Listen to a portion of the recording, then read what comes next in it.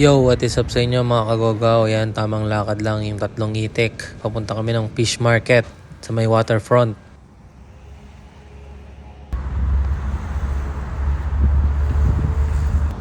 Ayun o, alam mo talaga vlogger eh, no? Kumakahawak ng camera eh. Ang dami pa naman tao.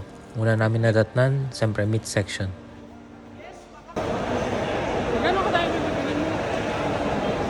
Pagpasok dito sa may fish market, ang dami na agad mga mambubudol.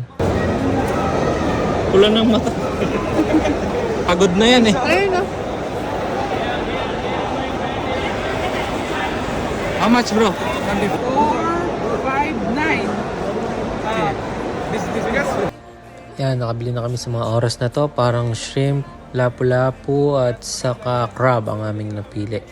Yun yung papaluto namin kay Chef Boy Logro. Baka naman. Crab, ganun ka. Rar! Yan, king crab sana. Kaso ang pera natin ay pambili lang ng century tuna. Tamang montage lang si camera woman Venus. Ayun, nakita nga kanya kami, nakapila kami. Ang haba ng pila lagi dyan sa Paluto restaurant dito kay Chef Boy Logro sa waterfront. Pero talagang sulit naman ang pila natin dyan kahit yan, no, tagaktak ang pawis.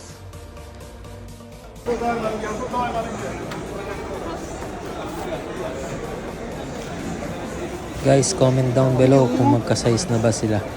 Aray ko.